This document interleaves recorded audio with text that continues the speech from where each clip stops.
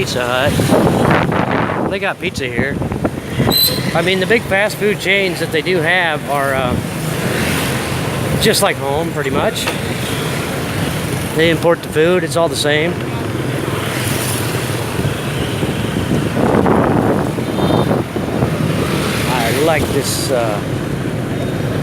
I like this city a lot. They have everything. I used to eat at that KFC over there a lot, because I used to live near here. But I did have to drive to the KFC and back to the Pizza Hut and all that. I had to drive everywhere to get it. A little bit far.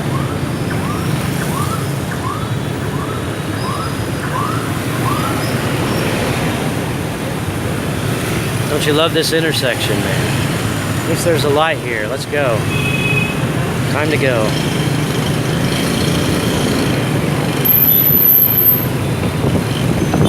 See, it's not too hard, man. Not too difficult. You just have to always be aware that things are happening.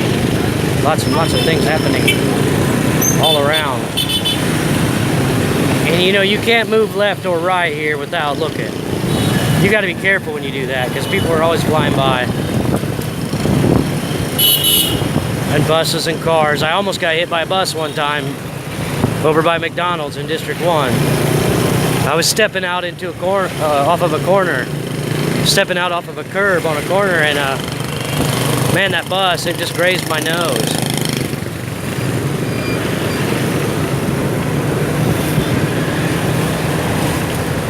I'm trying not to get killed here. I really am.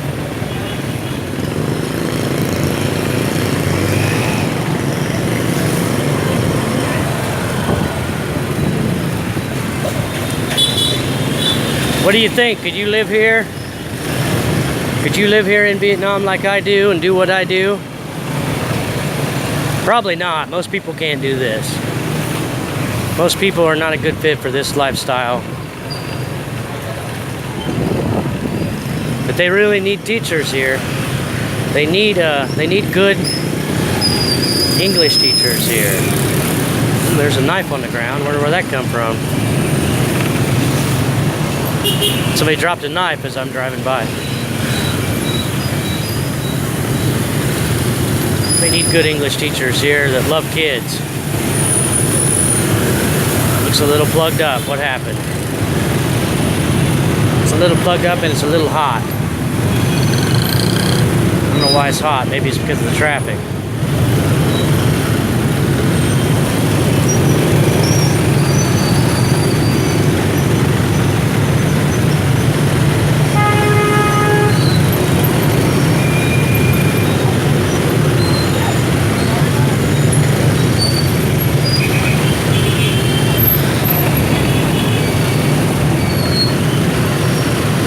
Let's see what happens. I'm going through. I don't want to see that guy.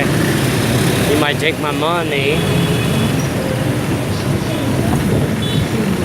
Tôi không có tiền, eh? Like that girl said. I can't believe how she said that so fast.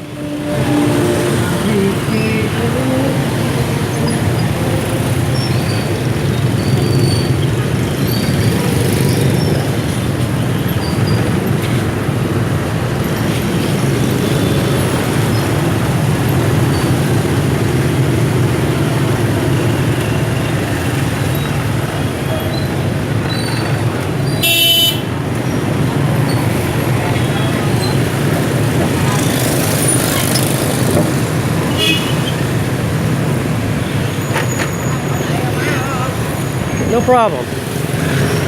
Just a little bit of traffic. Just every day in Saigon.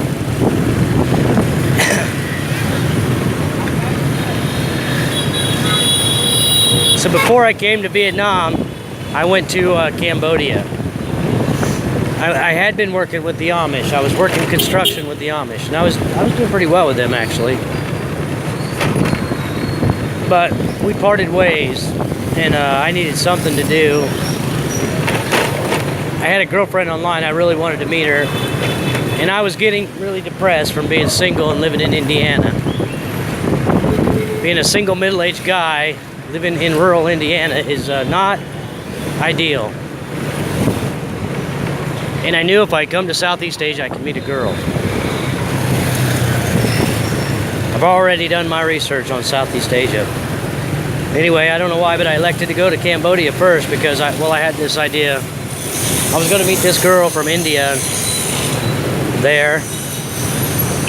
I didn't really know that much about Vietnam at the time. But Cambodia was a rough route. I couldn't make too much money teaching there. I really ended up showing up without any money, and that was bad. But I survived it. And after about 6 or 8 months, I came to Vietnam, and things have been pretty good since then. Vietnam has treated me really well. I'm in love with Vietnam. I'm in love with this city. If you're going to live in a big city, this is a good big city to live in. The weather's nice. I mean, traffic notwithstanding. There's traffic in every big city. At least you can go on the sidewalk here. I think they shoot you in the US if you do that.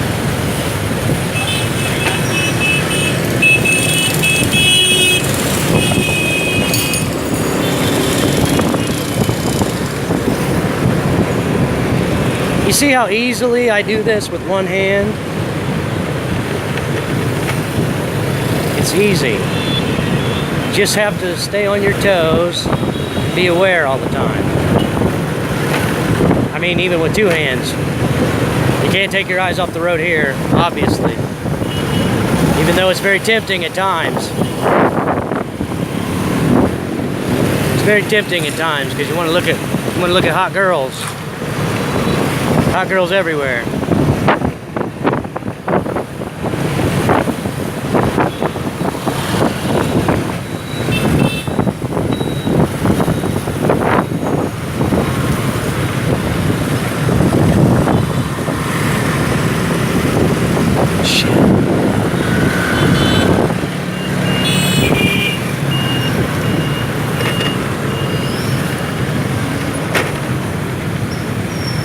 I'll make some more videos and I'll go down some of these other streets because I know my way around Saigon pretty well by now.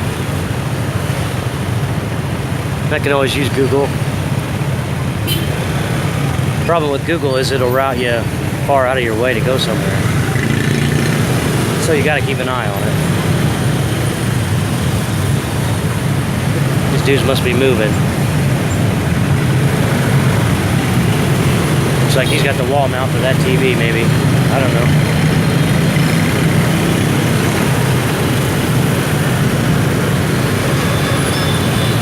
A lumber yard. Yeah, they got lumber yards here. They got everything here, really. They got all things here.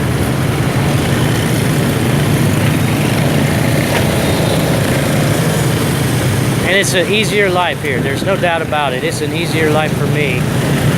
Much, much easier to live here than it is to live in the USA. It is far easier. There's no comparison. I mean, I can sleep till noon every day and still survive here. If you don't have any debts at home and stuff, you can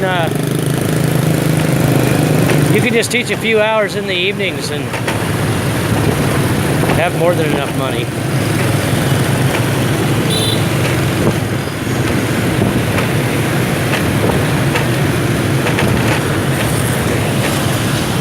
I should stop here some night. Big nice restaurant. It's all lit up at night. Looks pretty sweet. If you go experimenting and exploring around Saigon, you can find really, really good Vietnamese restaurants. I found a couple that I like real well.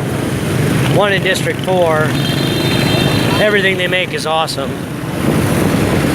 I like to go over there and get shrimp cooked in beer. I think by the time I eat shrimp cooked in beer and buy a meal for my day and drink a few beers, I spend about 20 bucks. But it's worth it. Sometimes you gotta have a nice night out. It's not a fancy restaurant, it's just a pretty casual place. It's very packed all the time.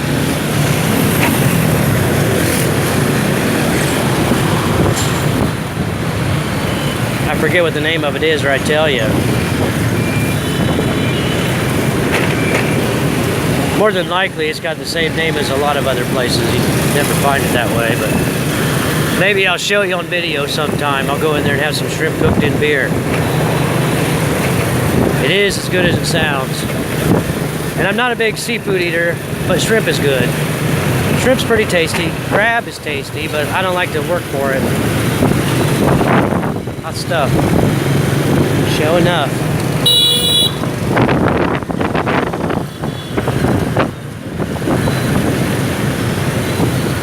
Okay, I wait. Coop Mart. Coop Mart is like Walmart of Vietnam, I guess. They have a lot of stuff in there. It's not like the USA as far as a variety of stuff. They do have a lot of stuff, but I mean, you know, in the USA it's a huge variety of stuff. Here it's a little smaller, but they have everything, pretty much. You should be able to find everything. I found Pop-Tarts in Phnom Penh, but they were $5 a box.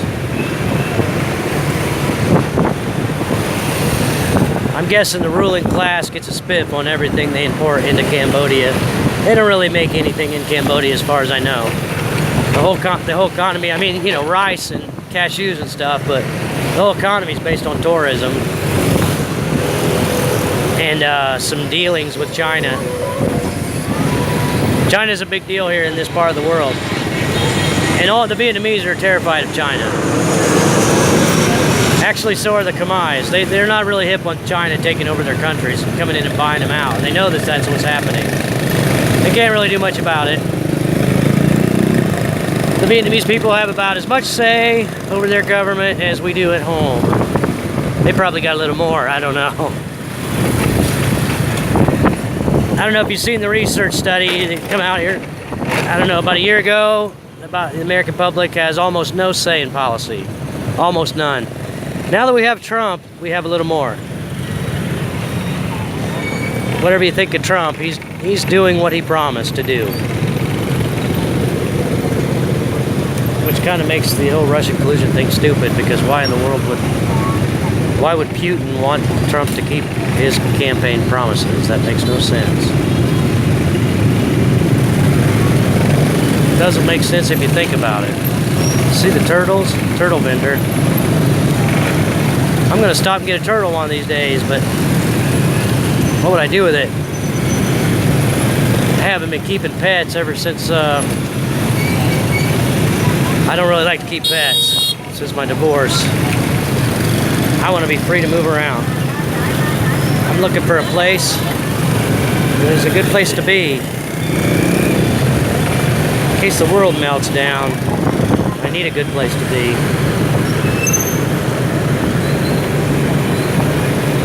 I wanted to find a place on the other side of the planet, far away from the USA, that I could maybe bring my kids in the event that Western society goes sideways.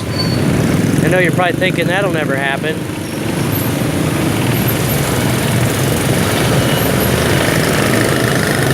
But as for me, I think it's a possibility.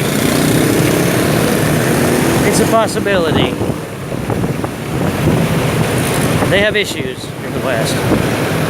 Definitely got issues.